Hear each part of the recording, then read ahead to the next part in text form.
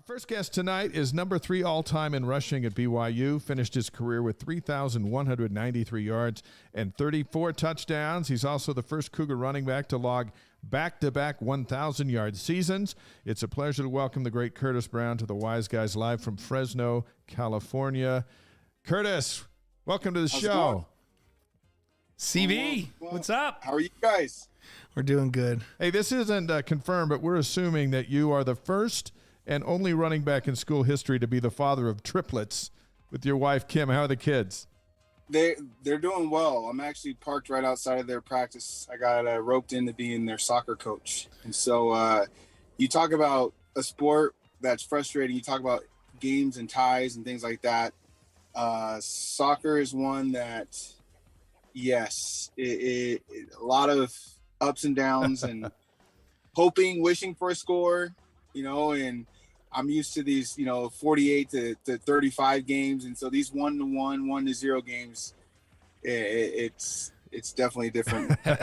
How old are the triplets now, Curtis? Triplets are 9. And then I got Trey he just turned 8 into July. So this is the triplets you're coaching in soccer, right? Well, so it's the 2 older boys, and then my youngest. So my daughter, she is on her own team. Oh, so she's not. It's not co-ed anymore. They're old enough that they're playing. No, she could have, but she said no. I don't want to be. She's a little bit more confident when she's with girls. Oh, okay. The boys, they're getting a little bit too physical here. Yeah, and at 9 they're starting to spread out and run plays and do all of that, right? I think about when they're like 5 and 6 and you go to watch the game, it's like just I call it the hive. Like it's like a beehive of bees that just follow the ball around, right? Oh, for sure. For sure. That's what we look like our first game. I mean, I have to take responsibility for that. We only had 2 days to practice and then they threw a game at us. And so the kids have been developing, but no, this is definitely a sport I'm just using to help build my own character, help build the kids' character, but they're not they will not be getting scholarships through this program. But it's gonna prepare them later on. It's not hand-eye, but foot coordination, agility, ability to cut, speed, endurance. There's so much to be learned from soccer that applies to other sports. It's a good foundation, right, for whatever else they want to do. Blaine, you hit the nail right on the head. You mentioned one of the guests that's going to be on your show either next week or the week after, Steve Cleveland. Right. He's actually in our ward out here in Clovis, California, and I actually saw him. He said to tell you guys hello, but he was the first one to mention that to me. He said, you think of all the sports out there that are great, they're universal sports that they can just get you fundamentally built up in all different kind of aspects. And he was like, it's soccer. You're learning teamwork, you're learning hand-eye coordination and foot coordination. You're learning how to zone defense and agility. And so essentially that's the only reason I'm doing soccer this year is because of that. Are you going to let the boys play football? What's your thought on that? Next year I'm giving them the green light. Kim was mad at me because she wanted him to do it this year. Oh yeah. But I just had this feeling. If I'm just being candid, like my kids have had it pretty easy in life. They haven't had too many trials. They haven't had any big disagreements. I mean, football. Let's face it. It's a physical. I won't say violent, but it's an aggressive sport. And for kids, I think that's the biggest thing you learn is that part of the game is you might hurt someone else when you're running into them, when you're tackling somebody, whether you're on offense or defense. And so I would just say my kids aren't used to getting hurt. And so I've taken them to a few practices, and it's like even the kids that are having do wonderful plays, they end up getting their hand stepped on or they hit their shoulder or something like that. And so I wanted them to have a chance because I was like, my attitude is this: once we commit to a sport, you're doing it, whether the whole year, there's no quitting in the middle. Right. And I didn't want them to go in one practice, then get rocked by somebody and be like, okay, I don't want to play football anymore. Because so you're toughening them up. You're toughening them up. Yes. Yeah. So taking this year to be a little bit more hands-on with just kind of developing that mental toughness right now. They get tripped a lot in soccer and get their shins kicked. And, I don't run and nurse them. I'm just like, get up, suck it up, let's go. But yeah, it's just good prep. Yes, I think they'll be ready to go next year, though. All your old buddies, so like Nixon, Brian Keel, all those guys. Andrew George. Those guys, all of their kids play in this Ute Conference football, and it's like their first or second year, and they're all playing. In fact, Keel and Nixon's kids are on the same team, and these guys are all coaching. Yeah, it's funny because they tried this summer. I was out there visiting, and they were trying to, talk me into it, and I just stood my ground, but I mean, then Brian goes and shows me him and, Dave Nixon's son playing their flag football the year before. And I'm like, no wonder your kids are going to play football. They're like dominating. They're running 80-yard touchdowns and the field's only 60 yards. I mean, it's like these guys were running circles. So no. And I will tell you, I've been very impressed with just the sports programs the youth sports programs in Utah. I think they do a wonderful job. Obviously there's a lot of kids out there and they cater to that. And when you're out there, I definitely appreciate it more, now that I have kids at that age. And I appreciate just how much that they put into these different programs. And so, yeah, no, I definitely missing out on that being here in California, but I don't miss the upcoming months of freezing snow on the ground. Yeah, that's nothing to miss right there. You're right where you should be, doing what you should be doing at soccer practice. We feel bad because we've pulled you away from practice, but we're certainly glad. I'm glad. I told them this call went from 5 to 7 o'clock at night, so I'm not missing whole practice. We got a lot of football to talk with you about. What's your reaction from the Notre Dame game? Obviously it's disappointment. It was tough. I think Notre Dame, their strategy, I think it got in our heads a little bit. They slowed the pace down for us. They were slow, methodical drives, and obviously they hit some big plays. But I think that first half, if you just look at the time of possession, they dominated. Yeah. And they took their time, and then they made sure that when they ran their plays, they executed. I think with BYU, we're used to running a high number of plays, and so those mistakes that we make, we're doing some 3-and-outs, interceptions, they're easy to be erased because we're able to get some other plays in and make some things happen, where the first half was just too slow of a start. But I'm extremely proud of the way they've bounced back in the second half. I mean, to go out there to have, Epps is really emerging himself as one of the top receivers and a playmaker. And so I think overall, obviously it's disappointing, but they demonstrated that they could compete and they could come back, and they need these experiences. I mean, all this is in preparation for next year, I believe, where that's going to be the level of toughness day in and day out. Yeah. And you're not going to have a couple, gimme schools that you're going to go up against. Even the worst schools are going to be the most physical games that they've probably ever played. That's a great point in that new league. What's your thought on the running backs? So Chris Brooks, in this last game, he had 14 rushes for 90 yards, had a couple of big ones. You've got Brooks, you've got Lopini Katoa, Miles Davis, who was nicked up and should be back this next week. What's your thought on those three? Those are the three that have gotten carries here to this point in the season. It's interesting because they all have, it seems that whenever they've been in the game, they all bring a different dynamic. Obviously, Katoa has the most experience from a BYU perspective. He's the most familiar, with the offense. And, I think with Brooks, he's just, I was out there this summer. It blew my mind how incredibly in shape these running backs are. These guys are some specimen. Brooks, he's a physical runner. I think the toughest thing going on right now, and I'm just being me and being candid, is that there's a big rotation. When you have running backs like that, everybody's trying to develop a rhythm. You don't want to have this mentality where I have to make every play a big play because I don't know when I'm going to be able to carry the ball next. And I think that was something that I remember feeling my sophomore year was we passed the ball a lot. And so there were games and times where I felt like I had to try to run and juke everybody. And it wasn't just about getting 2 or 3, strong yards. It was like, I don't know when I'm going to carry the ball again. And so I think that's the challenge that we're seeing right now is even though those running backs have shown,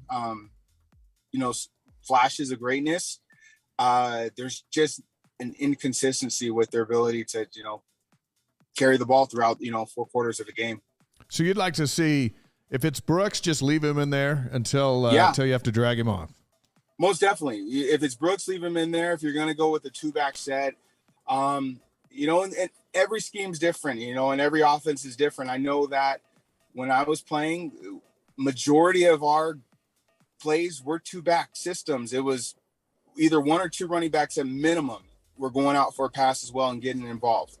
And so even if I wasn't getting the ball as a handoff, Fahu might be getting it at catching out of the backfield. Manasseh, Fui, like there were ways to incorporate, everyone into the offense. And so that's the difference right there, is that even if these guys aren't necessarily running the ball, it's catching the ball in the backfield. The more touches you get, the more familiar you get with the with how things are going in the pace of the game. And I just think that's being out there is one of the most critical things.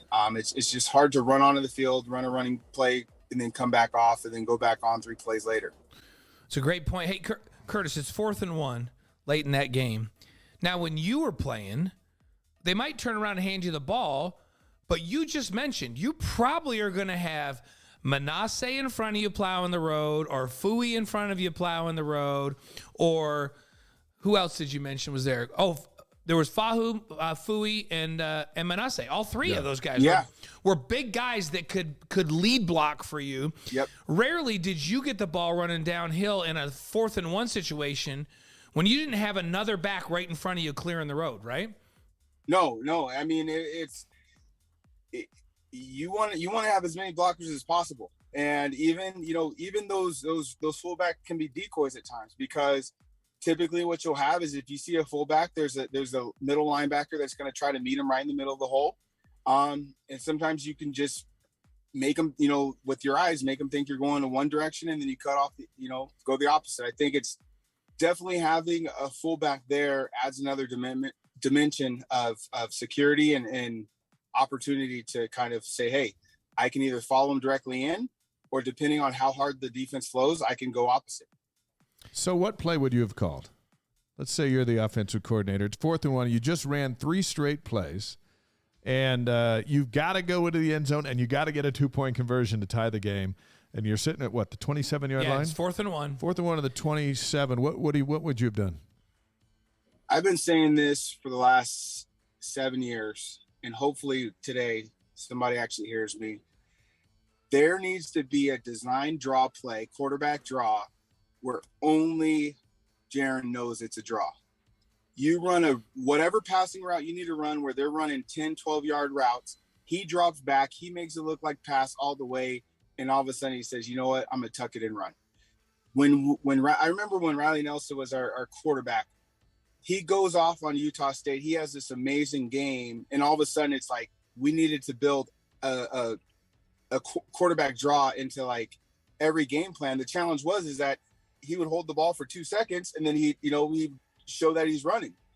And the thing about Riley was he was awesome when it was like, okay, the play broke down. There's nothing available. Okay, now I'm going to run.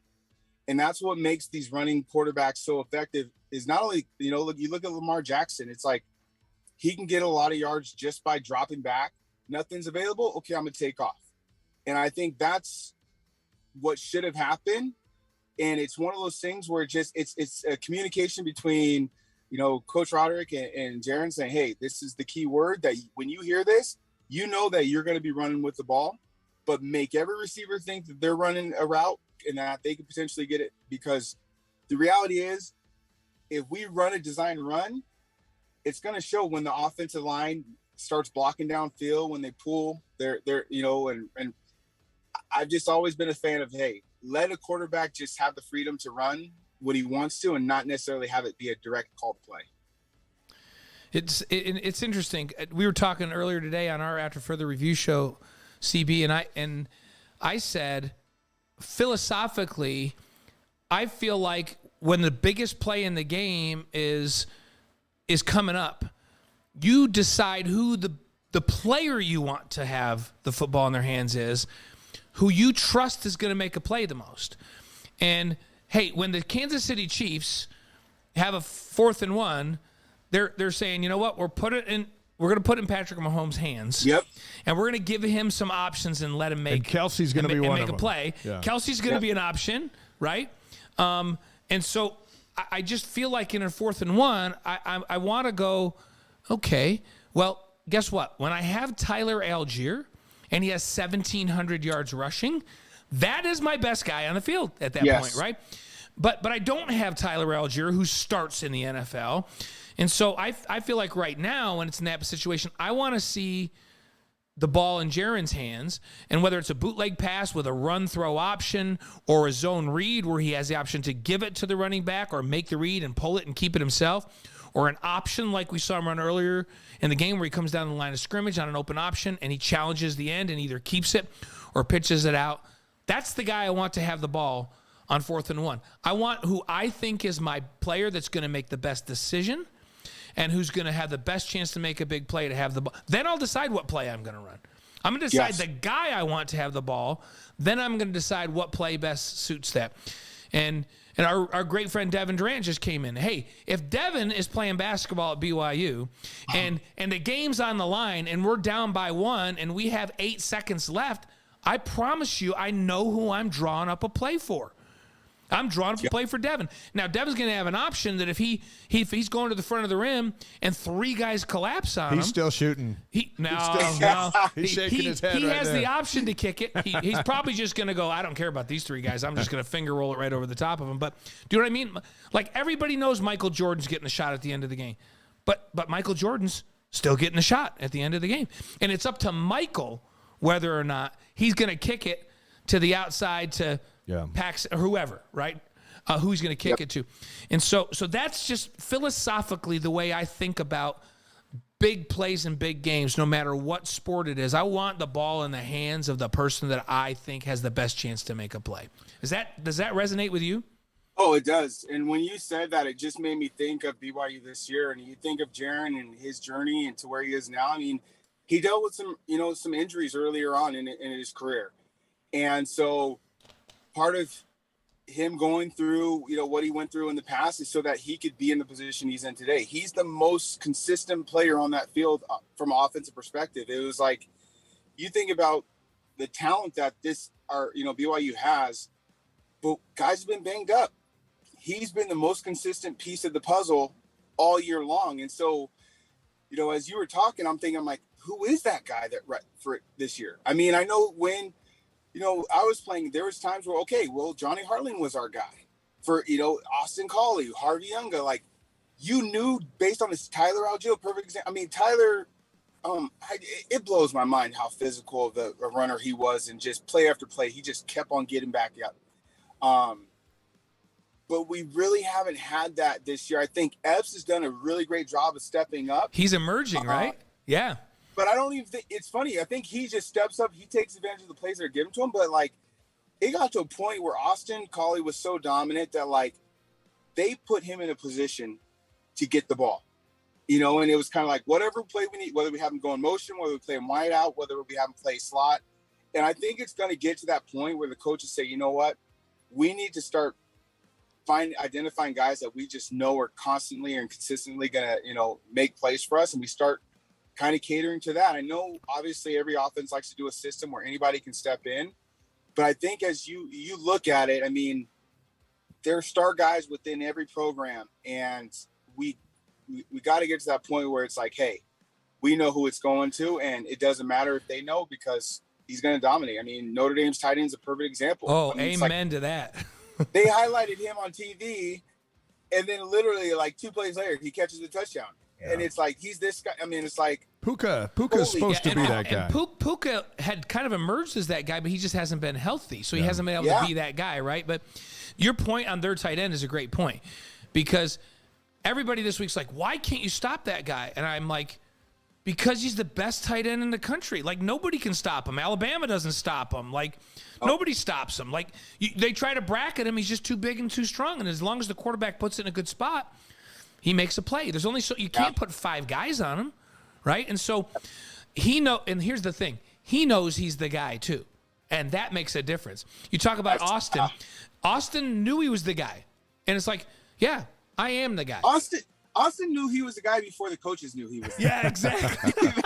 That's a great And as long point. as Max knew he was the guy. Yeah, and he was like, Max, by the way, that plays for me. Yeah, hey, Max, I know you think you're the guy, but I'm the guy. Right? I'm the guy. The great Curtis Brown is with us on the Wise Guys tonight. Before we take a quick walk down memory lane, let's start with this one. You set the rushing record at BYU in 2006. Harvey Unga broke it in 2009. Jamal Williams broke Unga's record in 2016. And then Tyler Algier, as you mentioned, left school early to join the Falcons. Or he may have broken Williams' record. He has the single season mark. But how does it feel to be a part of that group even after all these years? I mean, once you're almost fourth on the list, third, I mean, I guess I'm just trying to hang on by a thread, it feels like. Not true. It's I'm just proud of the decision I made at a young age to take a chance on BYU because they took a chance on me. I never expected, I don't think anybody, I don't care who you are. Maybe in college basketball, it's a little bit more predictable, but I think in college football, you see all the time these guys that are these highly ranked players out of high school, and they go to the school and they're there for a couple of years and they end up transferring because things aren't working out. And I can honestly tell you, I never expected that I'd have the career I had at BYU, but I'm grateful. There were so many things that had to fall into place for that to take place. But I'm just truly humbled and grateful. And then to see the talent and the type of guys that we've been able to recruit to BYU since I've left, to me, that's what I'm most proud of. And that's one of the things I took a lot of pride in when I was would be hosting these recruits, was just forget what people on the outside are telling you. I mean, BYU is a special place. And if you're focused on getting a great education, if you're focused on having a great football experience and getting exposure, national exposure. And at the end of the day, the coaches are straight up. If they believe that you're going to be the guy, they're going to do everything they can to help you be the guy. And I think that can't be said at a lot of colleges where kids are promised the world. And then all of a sudden, a year and a half later, the coach transfers and it's like, oh, well, figure it out somewhere else. Yeah. And so I'm proud of those guys. I'm look at Tyler, Tyler wasn't even a member of the church. And I assumed he was for the longest time, but just he knew what he wanted out of life. He knew what he wanted out of the program and was willing to walk on and demonstrated that he deserved to be a scholarship guy. And now he's making big plays in the NFL. Yeah. Curtis, when you were getting recruited, how difficult was that to make the decision to come? I mean, how much did you know about the culture at BYU and what that was going to be like? You were kind of taking a chance to come. Oh, what made you really? go, it's worth the chance? I'll be honest with you. When I took my trip out to BYU, I just basically got kicked to the curb by Washington State. I was supposed to take a trip out there, and then it fell through. They offered too many scholarships. And then so BYU came the following week, and it was more of like, you know what? I'm just happy that somebody's still interested in me. But then as leading up into the weekend, I went to a Catholic high school, and I will say that the Catholics had some funny stories to say about, the LDS, the LDS church. And so I was a little bit nervous as an 18-year-old kid, 17, about to be 18 years old, about to go on a trip. I was like, Dad, you're going with me, right? You're going to be with me, right? I'm like, no, but it was one of those things where once I got out there, the moment I stepped off the plane, I could tell something was different. Just being in the airport, you go from an airport in LA to an airport in Salt Lake City, and it's cleaner. It's nicer. The language that's being used, the respect people are showing you. And then to arrive on campus. I mean, Kalani Sitake and Aaron Roderick were my grad assistants at the time. And so they were the first people I met at BYU. And so to me, the first thing they did, they like get inside the stadium, and it blew me away. And so, yeah, I took a chance, but it was a little bit familiar being in a private school in high school. I was used to being a minority in a predominantly, white school. And so that wasn't nothing new to me. Rules and expectations, that wasn't anything new to me. And, it was humbling because I realized that these guys could play. I thought, BYU, nobody, can play out in Utah kind of thing. And I was quickly humbled. I mean, there's some freaking athletes out in Utah. And I think now nationally it's recognized. Let me throw two names at you. George Curtis, trainer, and Matt Berry, your quarterback. What impact did those two have on your life? My life is forever changed. Number one, because of George Curtis. That man is just truly, he will forever have a strong place in my heart. He saw something in me years before I saw it in myself. He used to always see, whenever he saw me, he's like, you'd make a great Mormon. You just need to add water. And for some reason, it just didn't click to me. It was like, I'm a plant, like I'm going to grow into I didn't realize till after that it was talking about baptism. It was one of those things like, oh, they're having, we're going to the steak center. I literally remember thinking the steak center was a restaurant. It's like just some of these things that just never really clicked until you become a member and you're like, okay, that makes sense. But, George, he always saw something special in me. And, it took me kind of having a bad semester. I was redshirting that year and was having a tough year in school. And, he'd come up to me and he just said, "Hey, how you doing? Checking in. And we'd love to have you over for dinner. And we'd love to invite you to," it was like a Boy Scout activity. And I was like, "No, I'll take you up on it." And so, started getting introduced to the missionaries, and he had me over for dinner and met with some of the other former players that had played at BYU. And it was like he brought me into the culture, and he exposed me to all these guys, Ty Detmer and Jamal Willis and Brandon Dillman, Gabe Reed, these guys that just were great examples, Chad Lewis, guys that were great examples, great role models in not only the church, but also as part of the football program. And, being around that circle of guys, and then obviously having Matt on my team, it was kind of like, Matt's the big stud. He's the QB. Man, if he's inviting me to church, I'm there. Matt has the ladies and this and that. And so I was like, you know what? I want to hang with that guy. And the fact that he was willing to take me under his wing and allow me to go to church with him, it really just helped shape kind of like the person I am today. So when you asked Matt to baptize you, what was that moment like? It was one of those things where I just thought it was expected, because it was like, hey, you've kind of been like my big brother through all this. I didn't realize that I was taking I think he thought that I was, the missionaries were going to do it. And I just thought dude, well, you're the one that's been there. You've been answering all the questions and helping me through. And, but he was, he was truly humble. He was excited about it. He made me excited about it.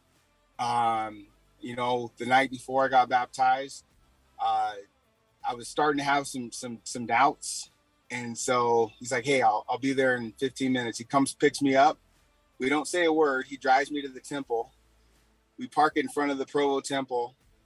I look out to my window to the right. I look out to the left, and there's this guy. There's couples on both sides of us talking. And I'm like, see, these people are talking about marriage. I'm assuming they're trying to say, are you the one, this and that? And me and Matt are sitting here like it's a first date or something. So it was kind of awkward at first. I was like, what are we doing here? But he said, this is where I come, to think, to process, to get connected to the Lord and make sure that he's like, I'm not here to tell you one way or the other, but I think it's just special for you to be here and to, get whatever answers you need. And so, he's always been a great example to me.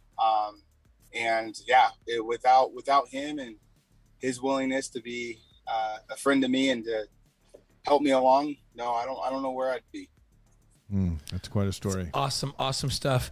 And CB, we got to know CB really well. We loved when he was up here because Curtis, Brian Keel, our son Kellen, and Bryce were like, this was a power room, right? Yeah. A power apartment. Yes. Those four room together.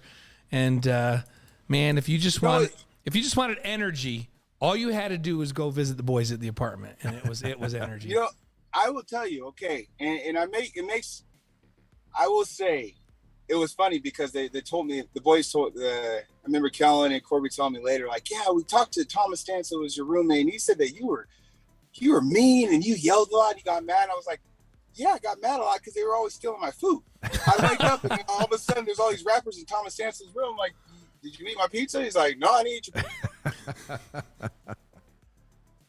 pizza. And so they're like, yeah, we were kind of apprehensive at first. We didn't know what kind of roommate you would be. But literally, that was my first exposure. My second year at BYU, that was my first exposure. I was redshirting that time, having all, LDS roommates.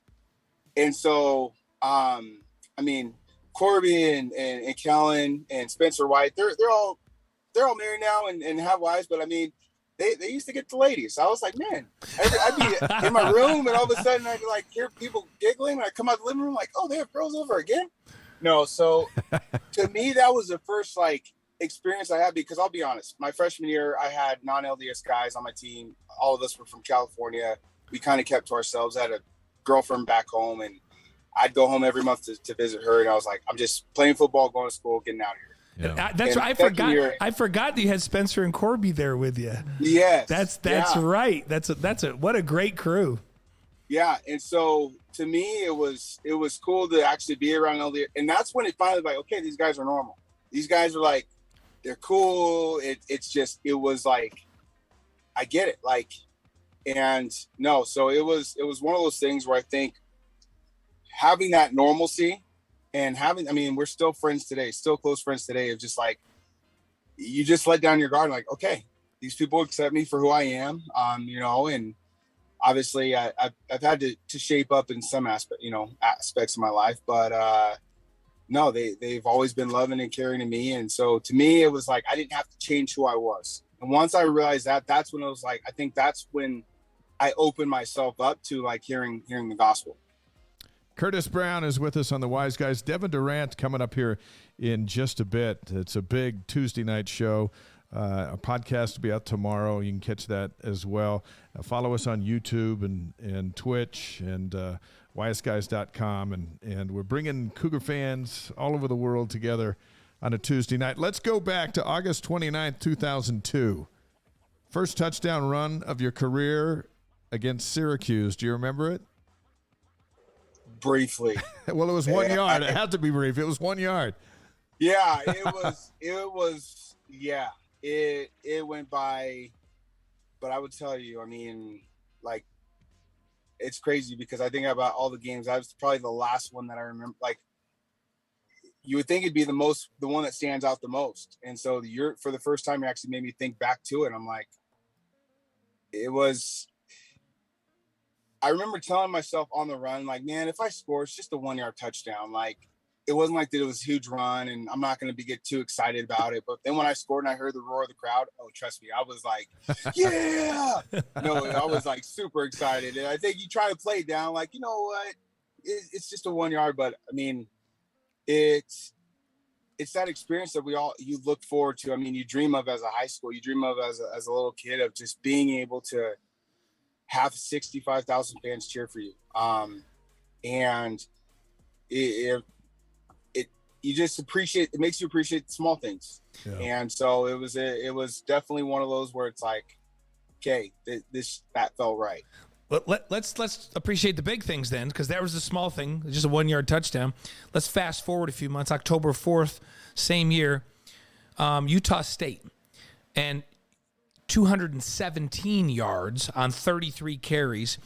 You guys were down 34-7 at halftime. Blaine and I were calling this game. That's how young we are. We were calling this game. 35-34, you guys come back and win. And then everybody's like, who is this dude? Holy cow. I mean, you burst onto the scene. I think people all realized this dude's here to run the ball. All right. Tell us about that game and how that felt. It's funny. So leading up to that, we had a bye week prior, and you guys probably remember, like, this was when it was possible that Ben Olsen was going to be possibly going to take over. You know, the big number one recruit in the nation that year, freshman, going to take over. And so we had a bye week. And in so there fact- was a lot of media. Curtis, as we prepared for that game, we were told we were going to see Ben Olsen that night. We just didn't know if it was going to be in the first quarter, second quarter. So yeah, that was in the air.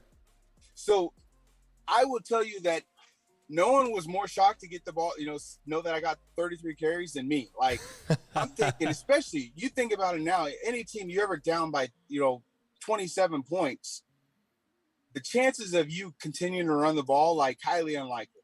And it was depressing. I'll be honest. 34-7, it's 34-7 and a half. We go in there and we're just in the locker room, just like, man, it's just quiet. It's like, and the coach is saying, oh, we can come back. We got to figure. I'm like, and I can tell you time and time again, we always hear that. I don't care if you're down by 14 or 28. The coaches are always like, we got a chance. But I'm like, yeah, but that chance is really small. Kind of like my fantasy football record this year. It's horrible. But it's like, you got a 1% chance of coming back. No, but just slowly, little by little, things started to click. Yeah. Things started to click. And I think at the end of the day, we were just kind of like, dude, we have nothing else to lose. Like, let's just go for it. And so my goal was just to run hard. I knew that Marcus, Whalen was dealing with the injury and he'd probably be back the following week, which he did come back the following week. But I was just like, let's just take advantage of it. You never know. And I just did that. And it's one of the greatest memories I have. It was exciting. One of the best wins of all time for me. But just, truly just humbled and grateful just to be part of that team. Well, it was a packed stadium. It was a wild night. It was fun. Conference weekend, a big audience, and and you put on a show. How about a couple years later, October 29th, 2005, 219 yards rushing. That's a career high. 4 touchdowns, another career high against Air Force in a 62-41 defensive struggle. I will tell you. 62 points is spanking somebody. Give it up, 41. You needed 62. Nothing against, our servicemen, but I would tell you, Air Force, man, those guys, they talked so much trash. They were like, I don't know. It was just one of those things where I was like, he was struggling, but we were happy to run all over them. I think our O-linemen outweighed their defensive line by 100 pounds each. Like, it was just one of those things. Yeah, defense wasn't working, doing great, but like offensively, we were clicking on all cylinders and just, man, no, they're a scrappy team. And I feel like that's what it kind of takes. These guys that come in and on paper, you look at their size compared to a Notre Dame or, even a Syracuse, and you're just like, dude, these guys are tiny. But they're scrappy and they're feisty and they get in your head and they're physical and they don't take anything from anybody. And so, there was a couple times where they're chirping and they're going after you and you're just like, okay, I'm going to take it to this guy. But that's the thing at the end of it. It's like the moment that fourth quarter ends, there's nothing but love and respect for those guys and appreciation for what they do and their sacrifice for us. And so, but no, it was just another great win. Let's go to December 21st, 2006. We're playing Oregon in the Las Vegas Bowl, and everybody's going, Oregon's athletes will run circles around BYU. There's no way this BYU team's going to match up. And you guys took it to the Ducks in that one. You left no doubt. In that game, you have 120 yards and 2 touchdowns, 38-8 win against the Ducks and a game where you weren't supposed to win. Yeah, so, there was a lot of pressure, and maybe it was put on by myself, maybe it was put on by media, because it was like, hey, can you have a back-to-back 1,000-yard season? And I was at like 960-something yards. I got kind of shut down by Utah even though we ended up winning that game, or, last game of the season, like only like 60 yards rushing. And everybody was like, man, you talked so much trash that game. And I was like, no, I definitely did. But yeah, they're like, are you going to get, 1,000 yards this season? And at the time, I'm just like, you know what? I just want to play hard. I just want to win. It was a little bit of a revenge game for me. I love, I can look back now, I'm like, hey, Gary, I love you. Gary Croton. But at the time, I'm like, man, like, I wish you would have appreciated me more while I was there. So like, to be able to thump them, it was a very satisfying and rewarding feeling. We need to tell people that Gary Croton was the offensive coordinator at Oregon at that point, right? Yes, he was. And I remember seeing him before the game, and he's like, I always thought you were special, this and that. But, I still think back to the times where he passed it 60-something times against UNLV and ran it 8 times, and it was like average 12 yards rushing. But, yeah, we threw it 60-something times, ended up losing by 8 or 9 points. I couldn't remember the exact score, but I just remember thinking to myself, like, you know what? I want to leave my mark. I want to leave no doubt that, like, hey, I made the most of my opportunities, and that I deserve to be somebody that, teams could go, players could go to or count on in the clutch. And so, yeah, I mean, regardless of whether Oregon was number 1, 4, or 5 in their conference, I think at that time, the Pac-10 assumed that they were always better than the Mountain West. And so we wanted to demonstrate, like, regardless of who we play, we can compete. Let's finish with this one. This is the toughest question of the night, Yes. and then we'll hit you up with We'll do 5 questions. Yeah, 5 super fast ones. But you got Beck, Brown, and Harleen against Hall, Unga, and Pitta. If BYU has to drive 80 yards to win a game, which trio scores first? Woo! Wow. John Beck, Curtis Brown, and Johnny Harleen against Max Hall, Harvey Unga, and Dennis Pitta. Oh. I'm gonna have to say we're gonna score first. I mean, Big shock.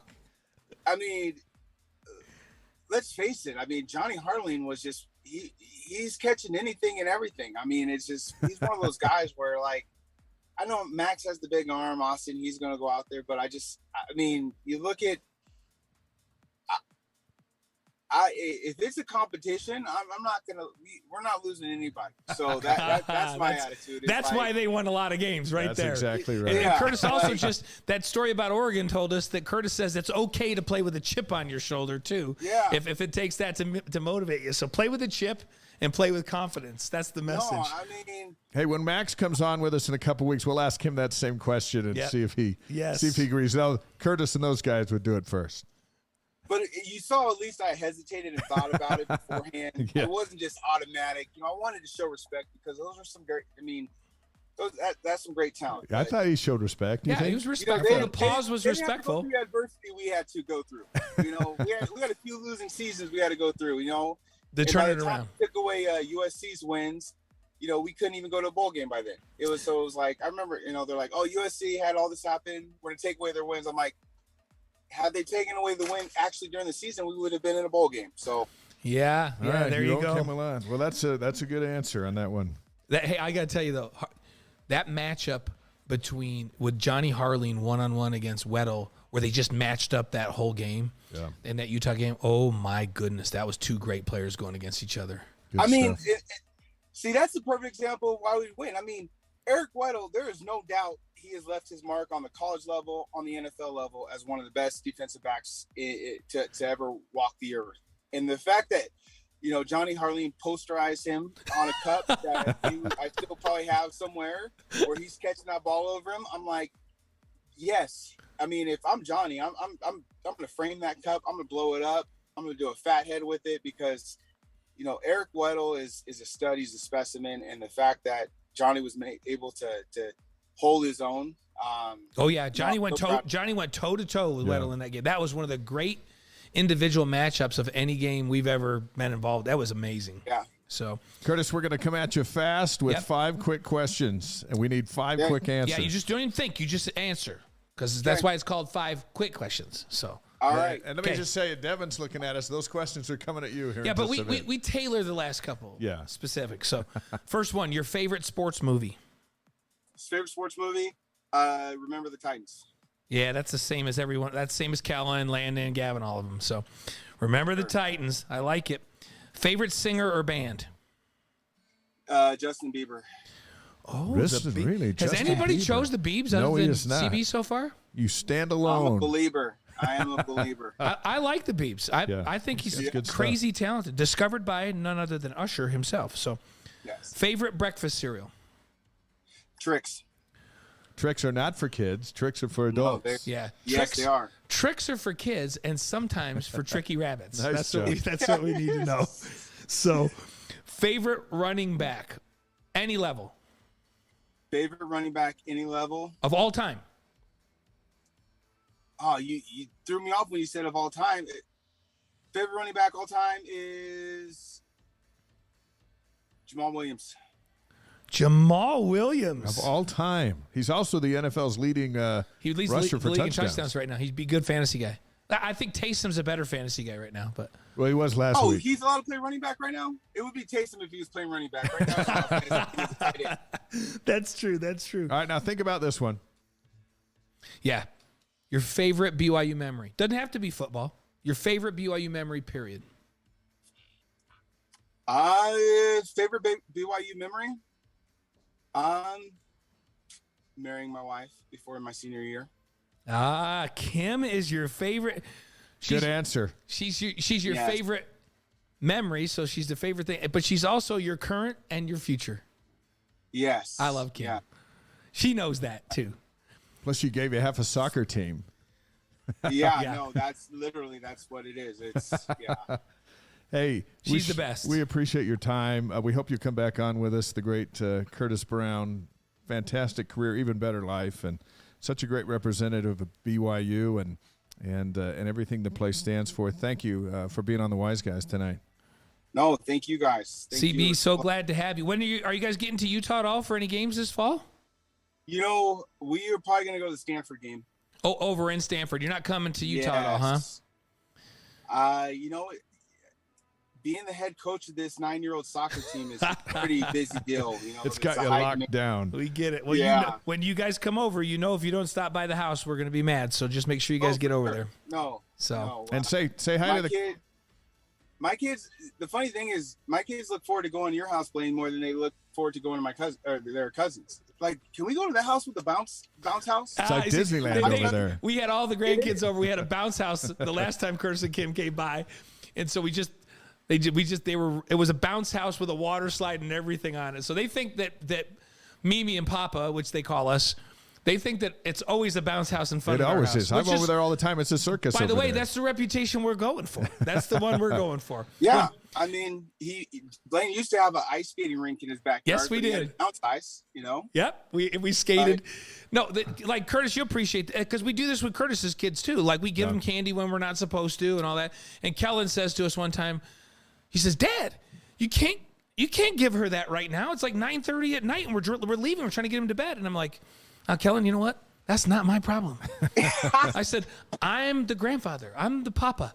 Like my job is to be the nice guy. If you want to discipline those kids, that's fine, but that's not my deal. Sorry. Yes. Yeah. He just looked at me. And we do the same thing with Curtis and Kim's kids too. That's like we're awesome. the papa and the Mimi. Our job is to spoil them, and we love that role, don't we, Curtis?